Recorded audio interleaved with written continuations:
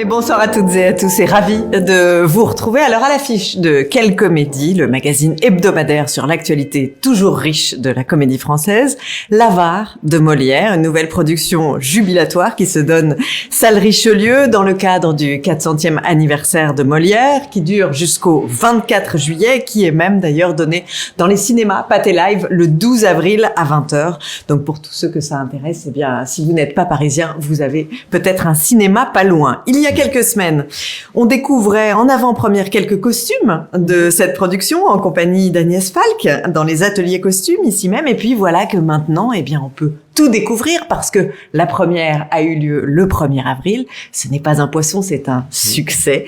Bonsoir Laurence Stocker. Bonsoir. Bonsoir Lilo Bord. Bonsoir. Vous êtes respectivement harpagon et metteur en scène du spectacle. Et pour chacun, j'ai l'impression que c'est une première. Un premier harpagon et un premier Molière au théâtre. Oui. Et une première rencontre entre Lilo et moi. Après et une très belle rencontre. Que vous parce que 6 productions à la Comédie Française et j'avais malheureusement jamais eu la chance de travailler avec Lilo. Et c'est chose faite et j'en suis très heureux. Alors, comment s'est passée cette aventure? Mais moi, oui. Je disais que c'était jubilatoire. J'avais la chance d'être là vendredi et c'est vraiment un spectacle absolument merveilleux et le texte ressort d'une fraîcheur. Oui. Il n'y a pas une ligne qui est changée, on a l'impression que c'est... Il y a eu quelques petites choses qui sont changées, mais c'est très peu. C'est le parce qu'on parle à l'époque de Molière des aiguillettes, etc. et des perruques. Oui. Comme on n'a pas de perruque, on a changé en coiffeur au lieu de perruque, et aiguillettes, on a changé en disant costume et chaussures. Et puis il y a la recette qui est faite par Maître Jacques, qui a été un petit peu adaptée par Maître Jacques lui-même.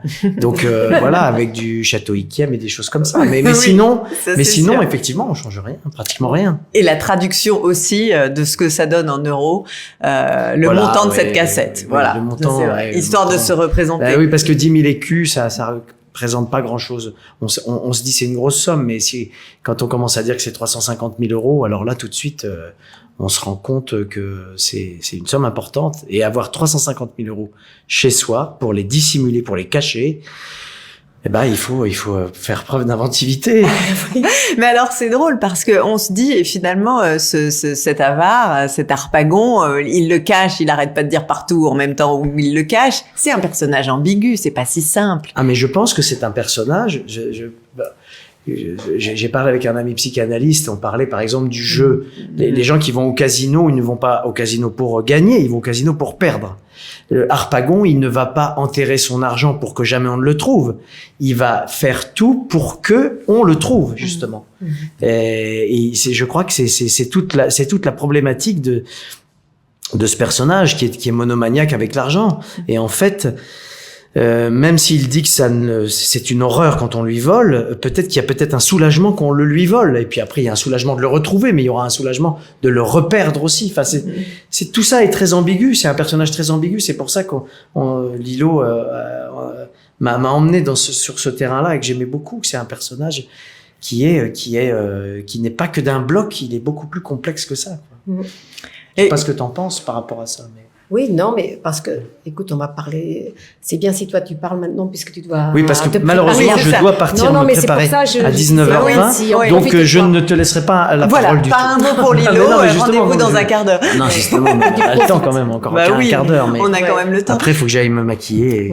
Tout un travail de perruque. Vous verrez si vous voyez le spectacle, c'est compliqué. Donc. Comment vous l'avez trouvé, ce personnage? Avec Lilo, on l'a trouvé, je vous dis. Est-ce qu'il y a une part aussi dans le travail d'improvisation? Oui, avec Lilo, on fait beaucoup d'improvisation. On fait des improvisations sur les personnages et c'est comme ça qu'on les trouve. Complètement. Et vous avez trouvé des choses qui vous ont étonné? J'imagine qu'à chaque rôle, il y a ces surprises de ce que soi-même on est capable de découvrir. J'avais eu la chance de rencontrer il y a quelques années Michel Aumont, qui est l'acteur qui est malheureusement décédé maintenant, mais qui l'a le plus joué dans la maison depuis la création de Molière, plus de 300 fois, je crois. Et qui me disait tous les soirs je trouve encore quelque chose. Donc on part de là. Tous les soirs je trouve encore quelque chose. Il y a pas si longtemps, dans le monologue, il dit mon pauvre argent, enfin donner une pauvreté à l'argent, puis après il dit mon cher ami. Enfin, c'est que des thématiques qui ont lieu à l'argent. Et il y a plein de choses qu'on découvre tous les soirs encore. Même quand je le dis, je me dis tiens, c'est encore autre chose. Et il y a un contraste aussi quasiment permanent. C'est des émotions qui sont toujours extrêmement fortes, extrêmement contrastées. C'est un personnage qui passe d'une émotion à une autre de temps en temps en un clin d'œil, d'un état à un autre. Parce que c'est quelqu'un qui est tout le temps dans le doute, justement, je crois. Les harpagons trop sur deux, ça ne m'intéresse pas, moi. Ce que je voulais montrer, ce qu'on voulait montrer avec Lilo, c'est un harpagon qui est pas sûr de lui, qui a peur, qui est voilà, c'est ça qui est intéressant. Et puis la thématique de l'argent, elle est depuis Plaute, puisque Molière s'est servi de Plaute, qui avait fait la marmite, pour jusqu'à aujourd'hui, je veux dire, tous les gens, tous les humains, à un moment donné, rencontrent l'argent. Il y a pratiquement aucune civilisation qui vit avec le troc, très peu. Donc on est tôt ou tard, donc ça parle forcément à tout le monde. Et même les enfants qui comprennent pas bien, ils savent que les parents ont des soucis ou pas avec l'argent.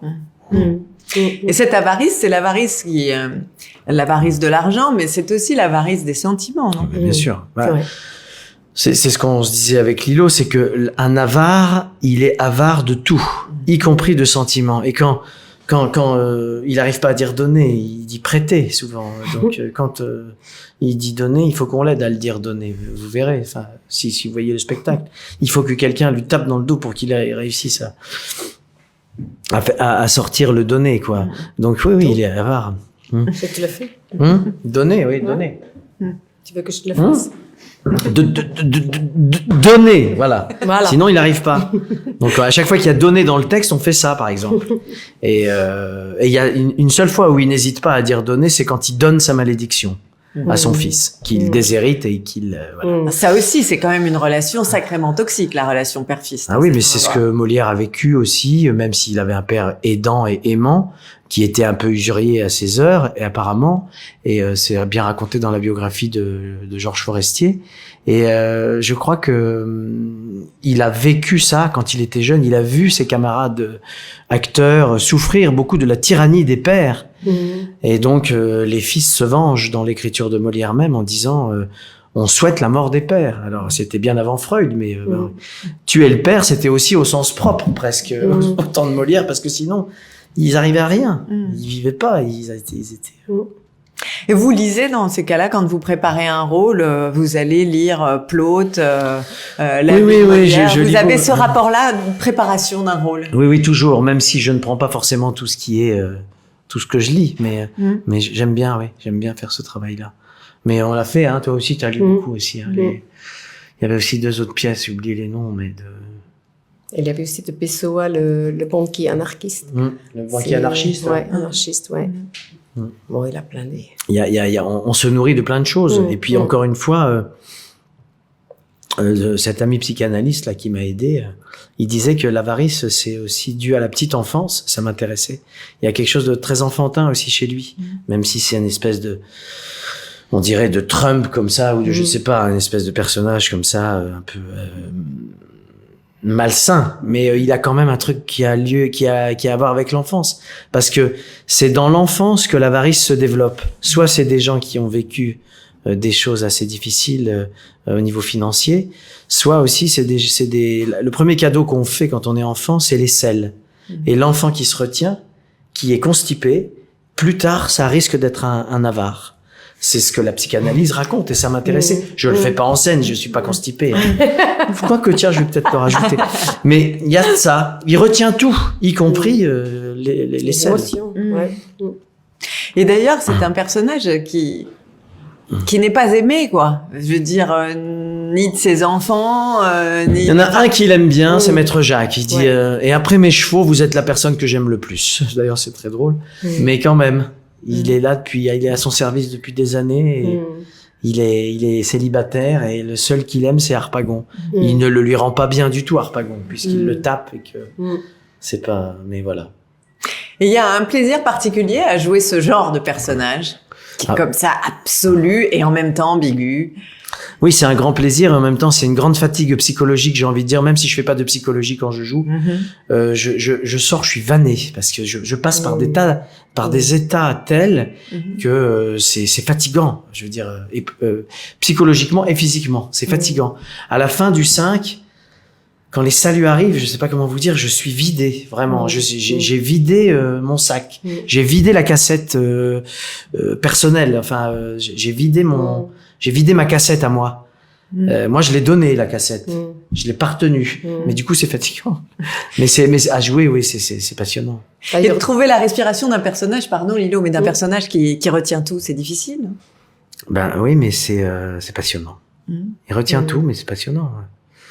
Ouais. Pour dire le texte aussi. Ah oui, la manière de respirer, si jamais on est dans une forme aussi d'apnée, parce que... Ben c'est l'angoisse qui donne ça. C'est l'angoisse du rôle, l'angoisse. D'ailleurs, rien que d'en parler, je m'angoisse moi-même, là. Parce que c'est leur tourne. Oui, leur tourne. Tu commences à avoir les fluxions. Le trac, déjà. C'est les fluxions. Mon problème, il a une fluxion en plus. Il y a du malade imaginaire dans l'avare. Vous avez... Il y a de l'avare dans du malade imaginaire. Oui, c'est ça, parce que... J'ai le trac dès le matin. Vous avez toujours le trac? Oui, j'ai le trac souvent. Après, quand je suis en scène, j'ai plus le trac. Ouais. Et c'est un état qui est comment? Je me réveille et je me dis, aujourd'hui, je joue ou pas? Et je dis oui, je joue. Alors, j'ai un état particulier. Et comme je joue beaucoup, je suis toujours dans cet état particulier presque de tension, on va dire. Après, Et la scène est une délivrance? Les saluts sont une délivrance. Mais il faut, si vous voulez, pour des rôles comme ça, je veux dire, on ne peut pas être totalement relâché. Il faut être complètement, il faut avoir une foi en son corps, il y a des tensions on peut pas aller jouer ça comme on joue. Je veux dire, dans ce qu'on a travaillé, il est pas mou. Sauf quand il fait du golf, peut-être là, il y a un petit peu côté tout petit relâchement. Ouais. Mais sinon, non, il faut être plein, entier, habité, et c'est pour ça que il y a des acteurs qui sortent de scène, ils sont pas fatigués, et d'autres qui sont épuisés. Mais moi, je fais partie de la deuxième catégorie parce que à chaque fois, l'habilleuse, elle me dit, mais elle peut faire ça, là, tordre la chemise, elle est trempée. Ma chemise est trempée. Je mouille ma chemise. Mais c'est viscéral. Enfin, le jeu, c'est quelque chose de ça aussi, ça a à voir avec l'enfance. Il y a un autre comédien, Jérôme Pouli, qui est dans la distribution. Et l'autre jour, il dit à sa fille qui est petite, il dit ce soir je serai pas là, je joue. Et elle lui dit tu vas au parc? Elle pensait que son père allait jouer au parc le soir tout seul. Il y a de ça dans le jeu. Faut garder cette part d'enfance là, quoi. C'est ça qui est intéressant. Pardon, je parle, je ne suis. Mais non, on l'a fait exprès. Du coup, j'ai plus de salive pour aller jouer. Mais si. Vous en avez encore. Profite-toi. Un tout petit peu. Non, ça va. Encore 5 minutes. Un petit peu pour. Par rapport à Molière, parce que quand vous dites que c'est aussi il y a l'enfance et que Molière dans votre enfance, c'est déjà une figure importante. Bien sûr, et comme tous les enfants, j'ai été élevé à Molière dans mon collège où en 6e on apprend des morceaux et j'avais appris un petit morceau de l'avare quand j'étais en 5e, je crois, quelque chose comme ça. Je me souviens très bien même du jour où je l'ai passé avec la prof de français qui était très contente. Voilà, on faisait ça dans la salle de classe, on faisait des petits morceaux de la pièce. Le malade imaginaire aussi, après. Voilà, que vous faites partie, vous êtes 511e sociétaire. Après Molière. Après Molière, depuis janvier 2004. Ouais. Et vous en avez joué beaucoup, vous, des Molières. Dans la troupe, il y a des parcours différents. Tout le monde. Oui, je me souviens de Christine forcément... Fersen qui n'avait, en plus de 40 ans de maison, jamais joué Molière. Ça me fascinait. Ouais. Et moi, j'en ai joué pas mal. Oui, je sais plus, 5 ou 6, je pense. Le malade imaginaire, le bourgeois, le Tartuffe, Scapin, l'amour médecin et le Sicilien ou l'amour peintre, les précieuses, 7, Amphitryon. 8. Je croyais que c'était moi, voyez. Non, beaucoup. Ouais.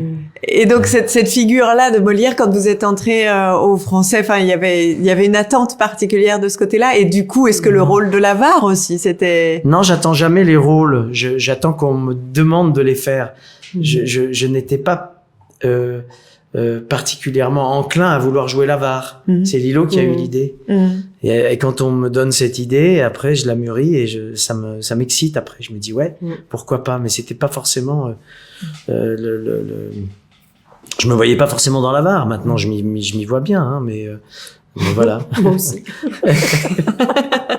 Et il y a évidemment des rôles qui se répondent quand on pense aux misanthropes ou quand on pense à Orgon. Est-ce qu'il n'y a pas aussi quelque chose qu'on peut retrouver dans la Var? Mais c'est ce qu'on disait avec Lilo, c'est-à-dire que il y a dans la Var du misanthrope, il y a presque du Tartuffe, un peu, en tout cas de l'Orgon. Il y a quoi, c'est l'homme il y a du aveuglé malade imaginaire. Et donc il y a les rôles qu'il écrivait pour lui finalement. Et il est un peu tout ça, Molière. Notre ami Jean-Baptiste, il a mêlé tout ça. Et c'est pas pour rien qu'il lui met une fluxion. Il avait déjà des problèmes pulmonaires à l'époque. Et depuis, est-ce que c'est inconscient? Depuis que je le joue, j'ai des problèmes au poumon. Pas rien de grave, mais j'ai une bronchite qui ne cesse pas, qui ne s'arrête pas. C'est pour ça que je bois beaucoup d'eau. Mais je peux pas en boire en scène. Vous sentez que c'est un rôle que tousse vous avez beaucoup envie depuis que je joue ce rôle. Vous avez envie de le mûrir encore longtemps. Voilà, ça fait partie des rôles avec lesquels on se dit qu'on peut compagnonner. Michel Aumont, il l'a joué pendant 30 ans. Ouais. Par période intermittente, évidemment. Il n'a pas joué tout le temps, mais on peut jouer ça, bien sûr. Il a commencé à jouer le rôle à 38 ans, je crois. Jusqu'à 68 ans, quelque chose comme ça. Donc, il m'avait parlé de ça. Et c'était un des rôles phares de sa vie d'acteur. Et donc, oui, il y a des rôles comme ça qu'on peut même s'arrêter de jouer, puis on les reprend. Par exemple, dans Le Bourgeois gentilhomme, on n'a pas parlé, j'ai joué dans deux mises en scène du Bourgeois, mais le même rôle. J'ai joué Coviel il y a 20 ans, et puis Christian Reich et Valérie Le Sort m'ont reproposé de rejouer Coviel 20 ans plus tard. C'est pas le même Coviel, évidemment, mais j'ai redécouvert d'autres choses sur un Coviel qui a 20 ans de plus. Donc oui, on trouve toujours des tas de choses qu'on ne soupçonne pas. Et ce qui me fascine avec Molière, c'est que il avait, c'est une boutade ce que je vais dire, mais il avait bien lu Freud. C'est-à-dire qu'il y a plein de choses, et puis il y a une thématique religieuse permanente. Et on la joue d'ailleurs dans le spectacle à la fin, au 5. Mais il y a toujours, c'est aussi quelque chose qui a trait avec l'époque du XVIIe siècle, mais la confession, le ciel, Dieu, qu'est-ce que je peux le dire dans la pièce? Qu'est-ce que c'est dit dans Tartuffe? Qu'est-ce que c'est dit dans toutes les pièces de Molière? Donc voilà, il y a forcément quelque chose qui a à voir avec la foi. Même si elle n'est pas forcément religieuse, c'est un homme de foi, Molière, je trouve. Excommunié et enterré un certain nombre de mètres sous terre parce que c'était plus la terre chrétienne. Donc on l'a enterré loin. Profond. Mais oui, voilà, c'est tout ça. Alors tout ça se mélange, tout ça se... Et le travail que Lilo a fait, c'est fascinant, passionnant, et je t'en remercie. Je dirai jamais assez, mais de tout ce qu'on a fait grâce à toi, quoi, parce que on s'attendait pas à certaines scènes comme ça. Quand vous viendrez voir le spectacle ou que vous le verrez, il y a des scènes qui sont très très classiques et qui sont toujours jouées. Il est hargneux, tout ça. Et là, on a pris le contrepoint et ça fonctionne. Il a peur. C'est un homme qui a peur. Oui. C'est d'ailleurs un peu son moteur, en fait. C'est ce qui le fait réagir. Il a peur. Je disais, je prenais l'exemple de mon père qui dit toujours, parce qu'il est très âgé maintenant et il tremble beaucoup. Alors les gens lui disent, mais t'as pas Parkinson ou quoi? Il dit non, j'ai fait des examens, j'ai pas. Mais alors pourquoi tu trembles comme ça? Et en rigolant toujours, il dit, j'ai peur de devenir riche. Et je crois qu'il y a quelque chose qui a à voir avec ça. C'est terrible les gens qui n'ont pas de quoi vivre, mais les gens qui sont très riches, je pense qu'ils développent aussi une peur, panique de perdre, puisque quand on n'a rien, et si on perd, on perd rien puisqu'on n'a rien. Mais quand on a beaucoup, si on perd, si on a des millions et qu'on les perd, comme quand il y a eu ces bulles de bourse et tout ça, là, les gens qui avaient placé tellement d'argent qui sont devenus tout à coup ruinés. Je comprends la panique. Donc la panique de l'argent, la panique de ne plus en avoir, la panique. Et puis Harpagon, il a la panique aussi non seulement de perdre, mais comme les gens très riches, je pense, quand il reçoit une somme, il voudrait la doubler. Et puis cette somme venant, il voudra la tripler. Toujours Et plus. c'est toujours plus, c'est toujours plus. Je pense que il y a très peu de gens qui arrivent à se satisfaire de ce qu'ils ont. Donc les avares en particulier, si on leur donne 10 millions d'euros, ils vont essayer d'en faire 20. Puis quand ils en auront 20, ils vont taper les 40. Puis 40, ils voudront 80. Et puis enfin voilà, c'est ça. Ça ne finit jamais. L'avarice, c'est ça aussi. Ouais. Et c'est pour ça que Lilo avait cette idée de ne pas le faire pauvre, de faire un homme riche avec même des signes extérieurs de richesse. C'est encore plus intéressant. Ouais, c'était comme un banquier suisse dans ma tête. Ben Ouais. oui. Ouais. Eh ben, on va partir en Suisse avec Lilo et on va vous Et laisser ouais, je suis partir, désolé, et du coup, j'ai pas laissé Lilo parler, mais c'est toi qui as voulu, hein. Mais oui, moi Tiens à j'ai dit, préciser, je préfère. les gens vont regarder, vont dire. Mais non, il est c'était pas- prévu. Pas très Mais non. poli, Il ce est mec. pile poil l'heure pour que vous soyez à temps pour la Voilà, perruque. et maintenant je vais me faire des échauffements, mettre mon costume, mettre ma perruque, et puis voilà, je suis désolé, je suis un peu Toy, speed toy, parce toy. que voilà, je joue. Alors quand je joue, je suis un peu Non, super que tu Merci. étais là. Ouais. tendu comme je pourrais être d'habitude. Bon. Merci beaucoup. À tout à l'heure. Merci. Oui. Oui. Bah oui, Lilo, on n'a pas du tout encore posé le décor. C'est le cas de le dire. Ouais. Expliquer à ceux qui nous regardent où finalement vous avez situé, quand. Alors pour moi cet c'était avare. quand j'ai lu l'avare. Bon, j'ai vu la pièce avec Denis Podalides et Catherine Niegel il y a 10 ans, je crois, et je trouvais ça tellement formidable. Et je dis mais comment faire un avare aujourd'hui? Et j'ai relu la pièce et j'ai dit mais c'est tellement fort le texte, et tout de suite, mais vraiment tout de suite, pour moi, c'était la Suisse, c'était les lingots, les cassettes. Pour moi, une cassette, c'était vraiment, comme je m'imagine, il faut 2 clés pour les mettre dans les banques. Et je dis, mais voilà, ça, c'est quelqu'un qui a beaucoup d'argent. Alors, pour moi, je pensais tout de suite Genève, c'est là où il y a tout l'argent qui circule. Et pour que le texte vit, je pensais c'était après-guerre. C'est aussi quand justement que beaucoup d'argent qui circulait, on ne sait pas trop d'où tout ça venait, évidemment. Et aussi, je l'ai situé après-guerre parce que il a la scène que justement Maître Jacques, il dit je suis votre cocher, mais aussi votre cuisinier, parce que vous avez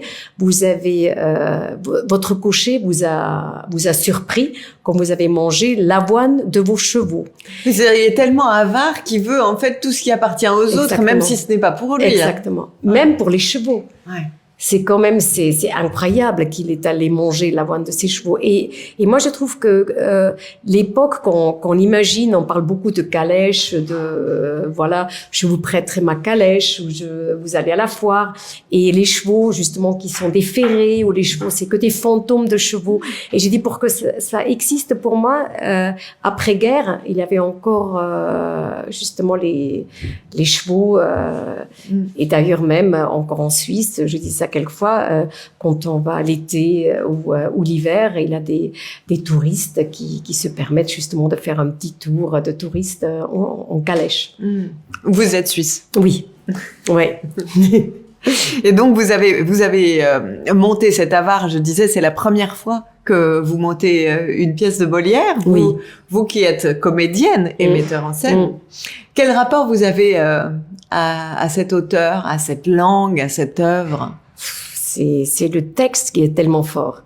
Moi, je dis toujours, s'il y a un doute pour les comédiens, il faut écouter le texte. Il faut retourner au texte. Mais il faut retourner. C'est tellement fort. Par exemple, quand je donne un exemple, quand il a justement, c'est le père qui dit, tu vas te marier ce soir, je vais te le donner. Elle dit, non, je refuse de me marier.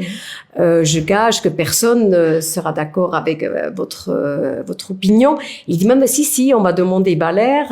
Et quand il dit, Valère, viens, on te prend comme arbitre ou comme juge entre nous deux. Et qui a raison entre nous deux? Et Valère, il dit tout de suite, vous, monsieur. Il dit, mais sais-tu de quoi on parle? Non. Mais c'est vous. Et c'est ça, c'est déjà rien, même sans le jouer, il a la comédie qui est déjà là, pour moi, ou l'ambiguïté, ou... Non, je trouve ça tellement fort, et moi je trouve ça surtout très très moderne, parce que la pièce, bon, ça parle de l'argent, et justement l'avarisme, Laurent il a parlé tout à l'heure, et de pas donner. ni d'émotion, ni de l'amour. Et quand même, cet homme qui est plus âgé, et ça aussi on connaît dans notre société, les hommes plus âgés veulent des femmes plus jeunes. Et quelque part, ça continue, votre jeunesse continue quelque part. Et dans l'avare, je trouve c'est tellement fort comme c'est décrit. C'est vraiment le père qui est tyrannique, qui décide qui les enfants vont. Sa fille va se marier avec un riche vieux et son fils avec une veuve, pareil, qui est riche évidemment. Et ça, pour moi, c'est tellement actuel.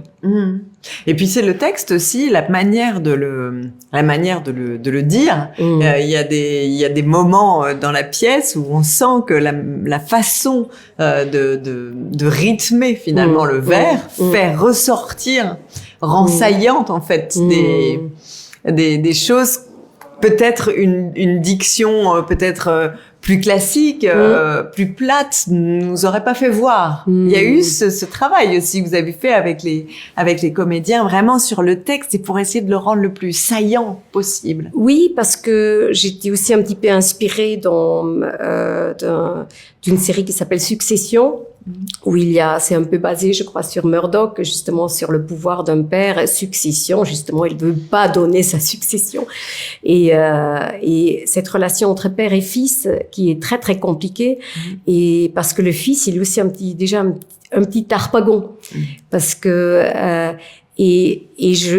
pour moi, la scène, quand le fils, il avoue à son père qu'il est amoureux de la même jeune femme comme Harpagon, et que après le père, il lui dit de toute façon, ça serait, tu peux oublier cette fille, c'est à moi, c'est moi qui va l'épouser. Je trouve ça tellement cruel. J'ai dit ça. C'est surtout qu'il fait, Lilo, je me permets, il fait avouer à son fils. Avouer, c'est ça qui est très oui. humiliant, en fait. C'est qu'il l'humilie pour pouvoir, en fait, à la fin, vraiment, dans une grande cruauté, lui dire... Suce mon fils. C'est à moi, cette femme. Oui. Non, mais cette scène cruelle, en fait, Lilo, ça vous a donné d'une certaine façon un peu le ton, le sentiment, la couleur de cette pièce aussi. Oui. C'était un ancrage. Oui. Parce que c'était vraiment, j'ai dit, mais c'est tellement moderne, c'est tellement d'aujourd'hui que j'ai dit, mais voilà, il faut vraiment que quand il y a des jeunes qui vont venir, des ados qui comprennent l'emprise d'un père ou sur les enfants. Mais alors l'emprise est peut-être telle aussi que est-ce que le fils n'est pas un père en puissance? Est-ce que c'est pas un futur Harpagon? On voit qu'il joue, il montre ses habits. Oui. Ah oui, pour moi c'est pareil parce qu'en plus dès le début il dit. Et donc c'était une fatalité. Oui, quelque part parce que c'est aussi là-dedans qu'il a baigné quand il était petit et je pense qu'il dit mais je peux seulement me permettre d'avoir quelqu'un de bien si j'ai aussi de l'argent pour montrer. Et je pense que c'est ça parce que la fille Élise, c'est pas du tout pareil. La fille Élise, elle est tombée amoureuse de lui qui l'a sauvée des ondes. Et c'est pour ça, elle dit aussi, voilà, je dois tout à toi parce que c'est le ciel qui m'a sauvée quelque part. C'est ce que disait Laurent tout à l'heure. Voilà, c'est encore, évidemment, la religion, la providence. Voilà. Mais elle, c'est l'amour.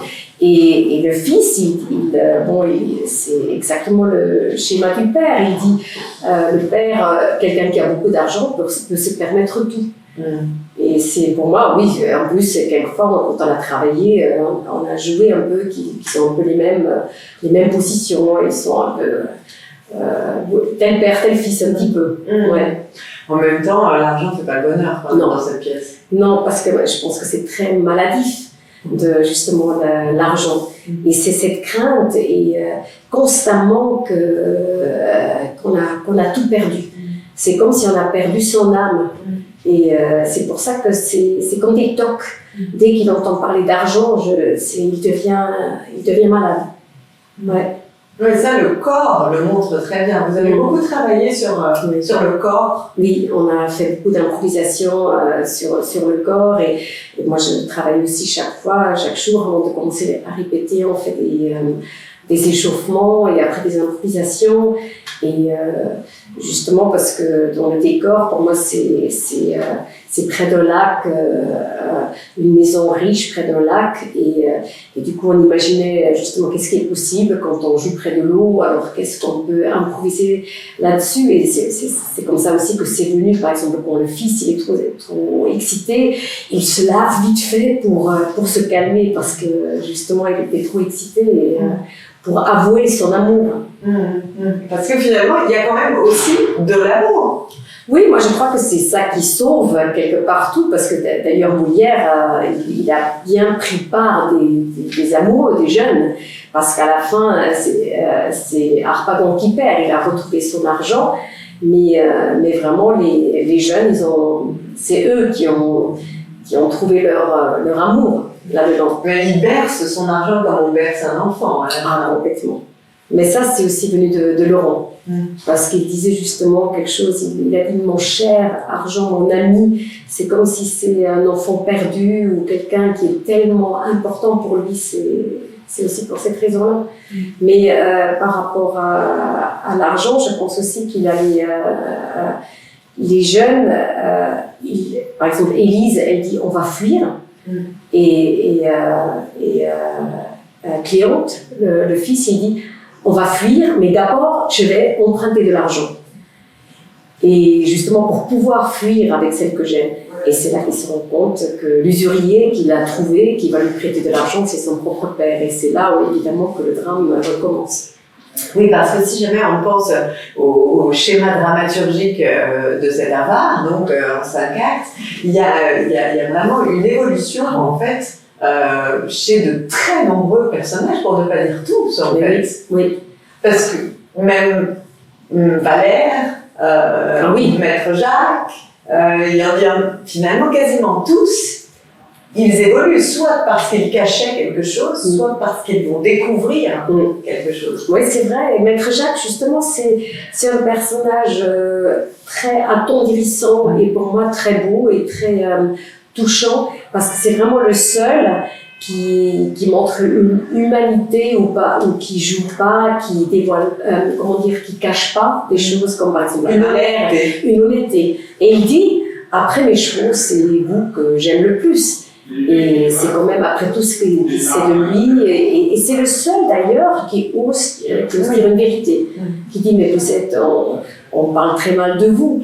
Et il dit mais voilà, je sais plus quoi faire. Bon, j'ai dit la vérité, on me bat, et quand je mens, on veut me pendre. Alors qu'est-ce qu'il faut faire? Et sur ce trajet-là, en fait, psychologique et dramaturgique, on aboutit à une fin qui est vraiment une fin chorale absolument magique, où chacun retrouve sa chacune, où les filiations se découvrent, où l'argent n'est plus un problème pour personne. Enfin, comment est-ce qu'on traite aussi ce genre de fin assez caricaturale, quand même? Pour moi, la fin était vraiment une casse-tête jusqu'à la fin. Bon. Parce que c'est souvent les pièces de Molière se terminent dans une réunion familiale et tout à coup, c'est un peu la happy ending. Tout le monde a trouvé ce qu'on a cherché. Harpagon son argent, les autres l'amour, ou l'amoureux, ou le père, ou le frère, ou la sœur. Et moi, je trouvais ça difficile à gérer, que c'est cette happy ending. Et du coup, on a fait des improvisations là-dessus, et c'est comme ça que c'est venu que la fin, c'est un peu une famille qui se désintègre. C'est pas du tout la famille qui dit « Oh, vous, mon père », c'est vraiment « C'est vous, mon père », mais avec un grand questionnement. C'est pas du tout ça ce que je m'imaginais. Alors moi, je préfère vraiment de montrer cette fin-là, qui se désintègre. Parce que quand vous dites que c'est un casse-tête, je trouve qu'il y a aussi quelque chose de très musical dans l'écriture, c'est comme une fugue. Oui, ouais, c'est vrai. Oui, parce que c'est du tac au tac, parce que c'est le père Anselme, justement,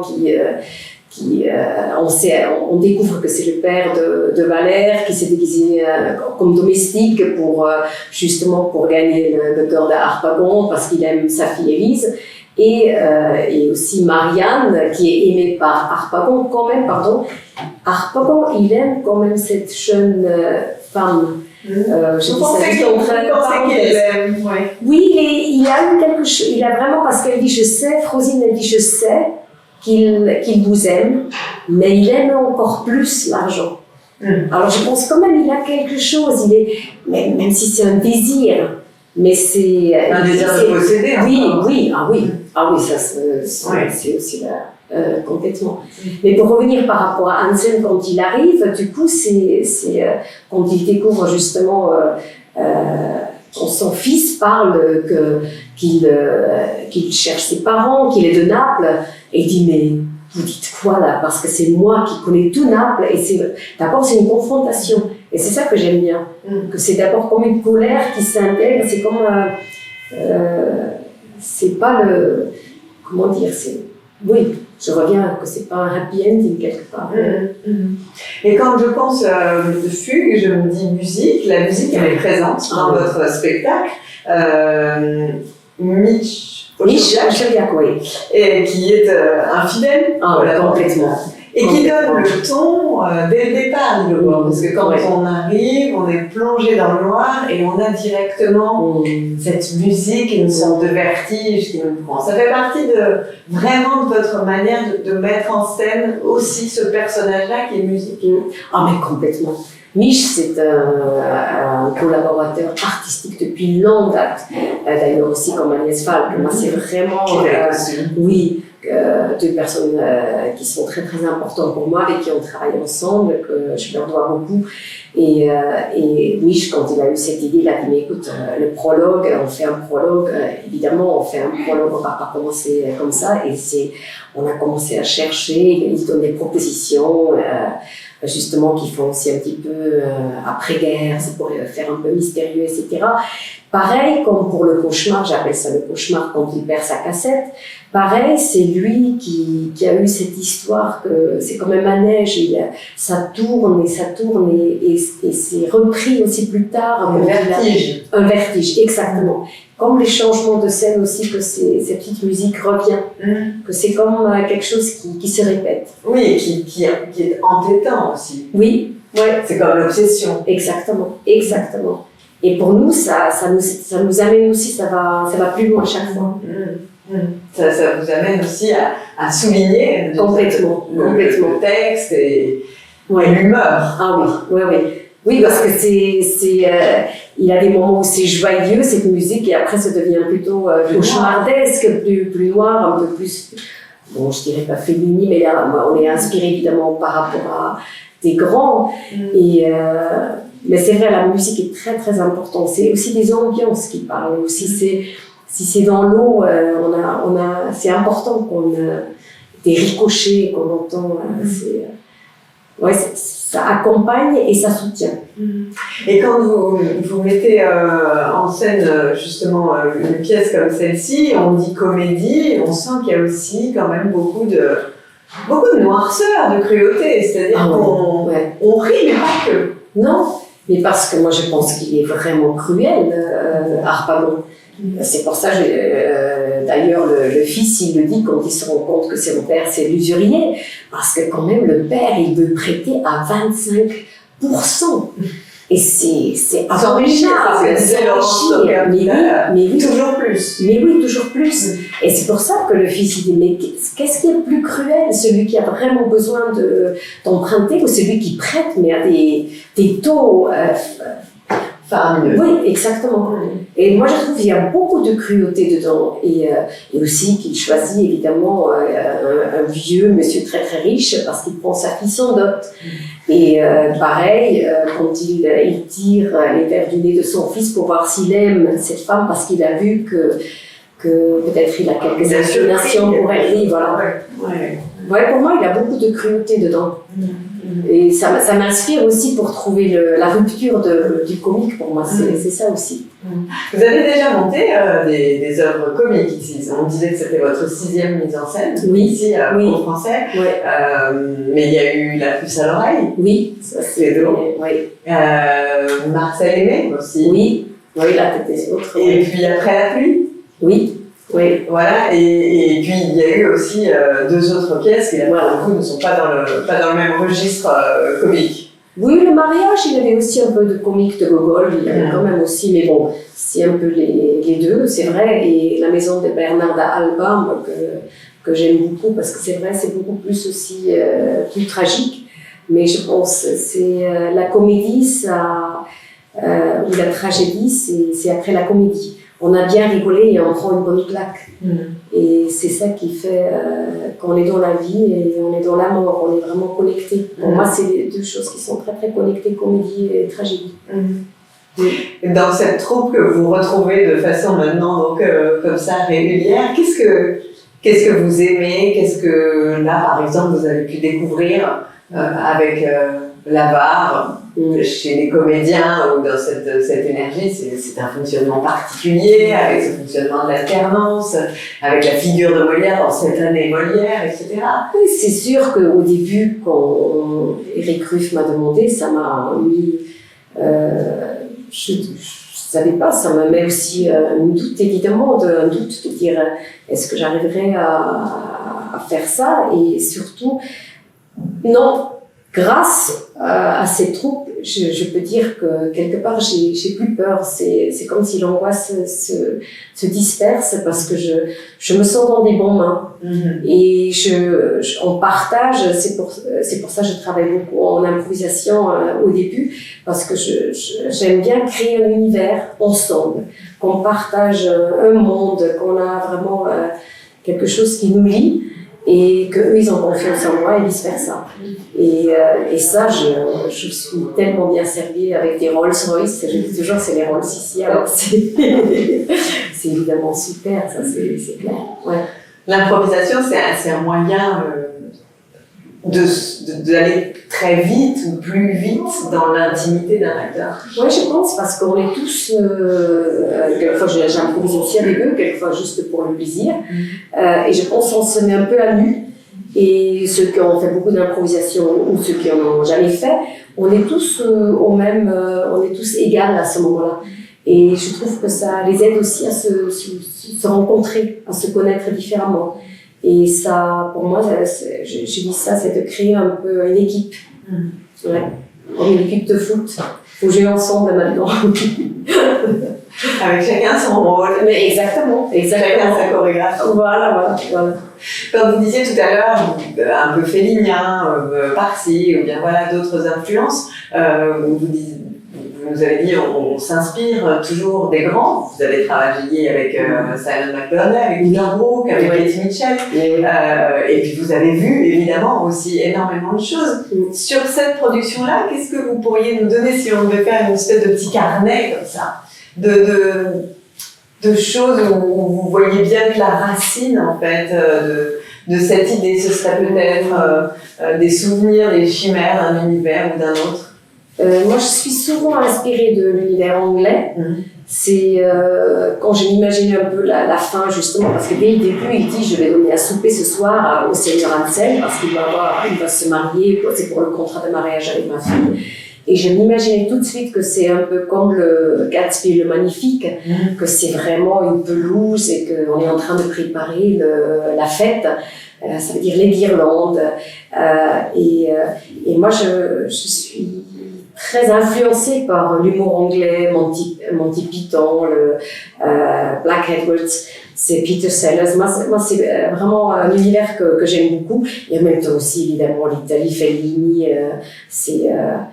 ça peut changer. Il a aussi, ça revient toujours, Charlie Chaplin, moi, je sais pas, il a des moments, je trouve que par exemple, quand Harpagon, il est seul, qu'il regarde dans l'eau et il voit que c'est mais c'est moi. C'est ce côté, c'est aussi des tableaux. Moi j'aime beaucoup la peinture. Et pour moi, c'était un moment de Narcisse, justement, de Caravage. Alors, je suis aussi, j'amène aussi des images, quelquefois des tableaux qui m'ont inspirée. Oui, ça fait partie aussi de l'univers. Eh bien, on a hâte de découvrir cette très belle production. Moi, j'ai eu la chance déjà de la découvrir et je vous invite évidemment à venir la voir. On n'a pas donné quand même tous les noms des comédiens, on va peut-être pas les donner tous, mais quand même. Laurent Stocker, vous l'avez vu tout à l'heure, il est parti ensuite très vite se maquiller et se perruquer, mais c'est donc Harpagon, Serge Bagdasarian qui est maître Jacques, Nicolas Lormeau qui est maître Simon, Anna Sonica qui est Marianne, Jean Chevalier qui est Cléante, Élise Lomou qui est Élise, Clément Bresson Valère, Alain Langlais qui est en scène, Françoise Gillard, Rosine, Jérôme Pouilly, La Flèche, et Adrien Simion, La Merluche. Voilà, et Leclerc. Et voilà. Et je pense qu'on est au complet avec donc les costumes d'Agnès Falk et puis la scénographie de Bruno de Lavanère. Et mise en scène donc de Lille Aubord en direct au cinéma Pathé Live le 12 avril prochain. Et puis ici au Français, dans la salle Richelieu, ça se donne jusqu'au 24 juillet dans le cadre donc de cette saison 400e anniversaire Molière. Ouais. Merci Molière. Merci Molière. Bah oui, magnifique de redécouvrir ces textes avec, je disais, une fraîcheur incroyable. Et bien c'est la fin de notre rendez-vous. À très bientôt. Merci d'être venu. Merci Nino. N'oubliez pas évidemment de vous rendre sur le site de la Comédie Française pour trouver toutes les informations et toutes les places encore disponibles. Et puis merci à l'équipe du soir, Andrea Vilchange et Arthur Lenoir pour la réalisation de cet opus Quelle Comédie. Lundi prochain, 19h, en direct. Comme d'habitude, vous avez rendez-vous avec Béline Dola. Bonsoir. Bonsoir.